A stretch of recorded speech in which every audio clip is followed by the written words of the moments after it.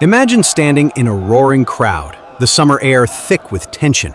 Ahead of you, a man in chains stumbles forward, his body battered, but his spirit unbroken. The year is 1305. The place, London. His name, William Wallace. To some, he's a rebel and traitor.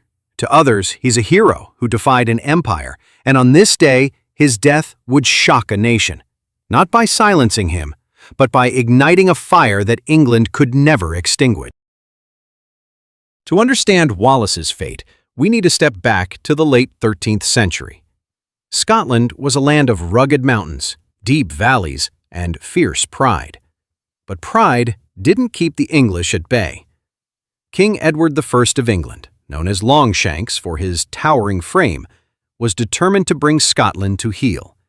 Edward's army seized castles, burned villages, and installed puppet rulers. Taxes were extracted mercilessly, not to help Scotland, but to fund Edward's endless wars in France. To resist meant death. And yet, in this crucible of oppression, a young man from a minor landowning family would emerge, not a king, not a noble, but an ordinary Scot whose extraordinary courage would change history. William Wallace was born around 1270 in Elderslie, Renfrewshire. His father, Malcolm Wallace, was a minor landowner, not rich, but fiercely proud of his independence. That independence carried a price. When William was still a teenager, his father was killed in a skirmish with English forces.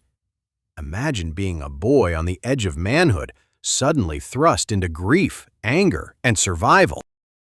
The pain didn't vanish, it hardened into resolve. While others bowed to English rule, Wallace's heart burned with defiance. Some say he studied with monks, gaining not only strength but also intellect, the sharp mind that would later outwit his enemies. But the true breaking point came years later in Lanark, and it would transform Wallace from grieving son into warrior. By 1297, Scotland was suffocating under English rule. Edward's governors treated Scots as second-class subjects. Wallace kept a low profile until a personal tragedy pulled him into open rebellion. According to legend, English soldiers targeted his wife, Marion Bradfeeder, in Lanark. When Wallace resisted, Marion was killed in retaliation. Whether this detail is myth or fact, it doesn't matter.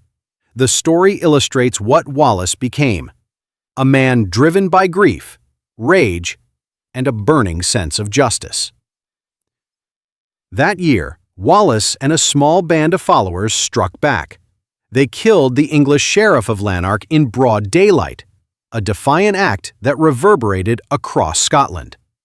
Wallace wasn't hiding anymore. He had declared war. On September 11, 1297, William Wallace's name became legend.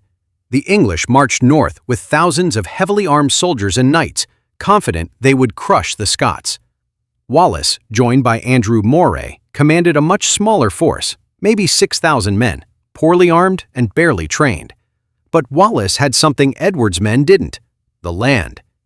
At Stirling Bridge, a narrow wooden crossing over the River Forth, Wallace set his trap.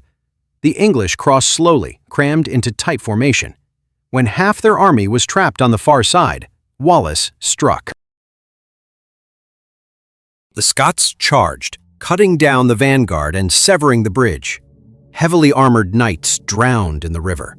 The English rear could only watch in horror as their comrades were slaughtered. By day's end, Wallace had achieved the unthinkable. A ragtag Scottish force had humiliated one of the greatest armies in Europe. Stirling Bridge wasn't just a battle. It was a statement. Scotland would fight back. Wallace's triumph vaulted him from rebel commander to national hero. By the end of 1297, he was knighted and named Guardian of Scotland, ruling in the name of the absent King John Balliol. For a time, Scotland tasted freedom. Wallace led daring raids into northern England, striking terror into Edward's strongholds. To the Scots, he was their protector. To the English, he was a terrorist. But fame breeds enemies. Not everyone in Scotland supported Wallace. Many nobles resented his rise from commoner to national leader, and Edward Longshanks was raising an even larger army, determined to reclaim his dominance. The clash would come at Falkirk. In July 1298, Edward I personally led an army north. At Falkirk, Wallace prepared his men with a clever tactic: schiltrons, circular formations of spearmen bristling like hedgehogs to repel cavalry. At first, it worked. English knights charged and fell back, unable to penetrate the wall of spears. But then came the longbowmen. From a distance, English archers rained arrows down, ripping apart the Scottish formations. To make matters worse, some Scottish nobles betrayed Wallace, withdrawing their cavalry and leaving his infantry exposed. The result was a massacre. Thousands of Scots lay dead. Wallace barely escaped with his life. His reputation, however, was shattered. He resigned as guardian, slipping into the shadows, while other nobles, including Robert the Bruce, jockeyed for power. But Wallace wasn't finished. For 7 long years, William Wallace became a ghost. He abandoned open battle, instead waging guerrilla warfare, ambushes, raids, sudden strikes that kept English forces on edge. Edward branded him an outlaw, placing a bounty on his head. Yet ordinary Scots sheltered him, hiding him in barns and forests, passing word of his movements through whispers. Wallace had become more than a man. He was a symbol of defiance. To capture him would take betrayal. In August 1305, betrayal came from within. John de Menteith, a Scottish knight, delivered Wallace to the English, likely tempted by rewards and power. Wallace was ambushed near Glasgow and bound in chains. His capture was a devastating blow. The English marched him south, 600 miles to London, for a trial that was never meant to be fair. On August 23, 1305, Wallace stood trial at Westminster Hall. The charges? Treason, robbery, and murder. Wallace responded with one devastating truth. He could not be guilty of treason, for he had never sworn loyalty to Edward. But the verdict was decided before the trial began. That same day, he was dragged naked through the streets of London to Smithfield, jeered by crowds, but also admired in whispers. Then came his sentence, the most brutal in medieval law: hanging, drawing, and quartering. He was hanged, but cut down before death. His stomach was sliced open, his entrails pulled out and burned before his eyes. Finally, he was beheaded and his body hacked into quarters. His head was placed on London Bridge, his limbs sent to Newcastle, Berwick, Stirling, and Perth as grim trophies. Edward thought this spectacle would break Scotland's spirit. Instead, it did the opposite.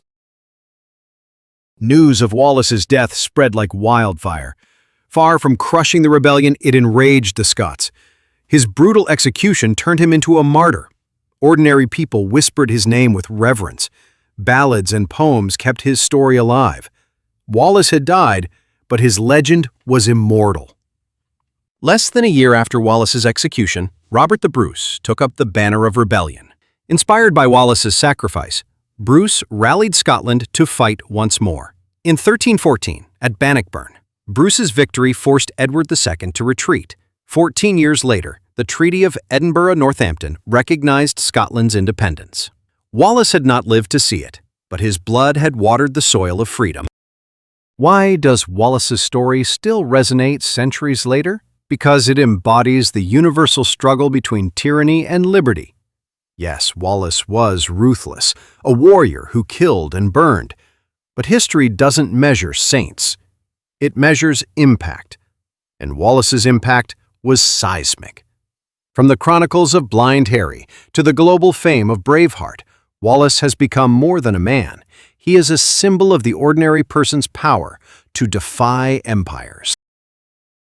William Wallace's execution shocked a nation, not by silencing his cause, but by amplifying it. Edward I wanted to erase him. Instead, he immortalized him. So here's the question for you. What's your sterling bridge? What's the moment where you stand up even when the odds are impossible? If this story of defiance inspired you, hit like, share it with a friend who loves history, and subscribe for more forgotten stories of courage and rebellion. Because Wallace's story isn't just about the past, it's a challenge to the present, proof that even in the darkest times, one voice can echo through the centuries.